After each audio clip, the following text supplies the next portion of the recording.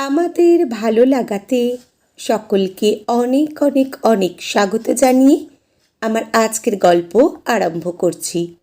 আজকের গল্প অন্নপূর্ণার হেঁসেল। গল্পটি তাহলে শুরু করা যাক। কি গো, কেমন বাবা তুমি? খোকা আজ চলে যাচ্ছে আর তুমি ওকে না আটকিয়ে চুপচাপ বারান্দায় বসে আছো। ভেবে দেখেছো ও একবার বিদেশে চলে গেলে আর কি ফিরবে এদেশে? গিন্নি অন্নপূর্ণার বিষাদমাখা প্রশ্নের উত্তরে নির্বিকার চিত্তে রজত শুভ্রবাবু উত্তর দেন, ওকে আটকিও না গিন্নি, নিশ্চিন্তে যেতে দাও। পড়াশুনো শিখেছে, দুর্দান্ত রেজাল্টও করেছে। আমরাও তো চাইতাম ও প্রতিষ্ঠিত হোক। আজ যখন খোকা বিদেশে ভালো চাকরির লোভনীয় প্রস্তাব পেয়েছে, তখন সেটা ছেড়ে এদেশে ওকে থাকতে বলা নিহাতি স্বার্থপরের মতো কাজ হবে। ভবিষ্যতে ওর চোখে ছোট হয়ে যাব আমরা, সেটা আমি কিছুতেই হতে দিতে পারবো না। নিজের মনকে শক্ত করো অন্নপূর্ণা, হাসি মুখে খোকাকে বিদায় জানাবো আমরা দুজন। অদ্ভুত লোক তো তুমি, খোকা চলে গেলে আমরা একা কি নিয়ে বাঁচবো বলতে পারো? স্বামীর কথার উত্তরে বলেন অন্নপূর্ণা।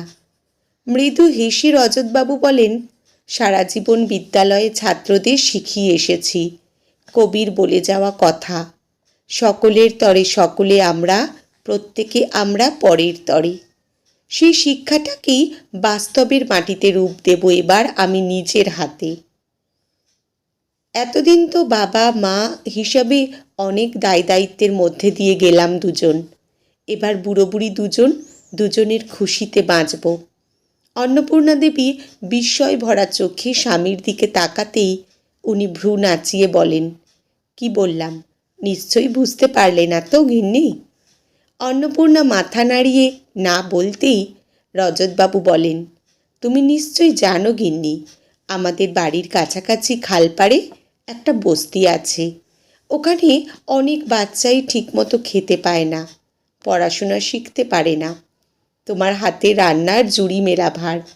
তোমার ওই অন্নপূর্ণার হেসেলে প্রতিদিন ওদের জন্য রান্না হবে, আর আমি ওদের শিক্ষার ব্যবস্থা করব। খালি পেটে কি পড়াশোনা শেখা যায় বলো? ওদের নিয়েই সময় কাটবে আমাদের।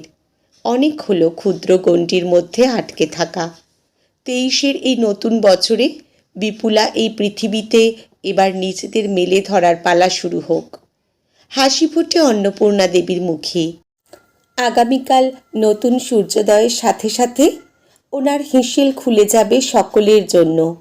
শুধুমাত্র চোখের জল বা সন্তানের স্মৃতি আঁকড়ে নয়, শেষ জীবনের জল তরঙ্গটা এবার বাজবে একটু অন্য সুরে।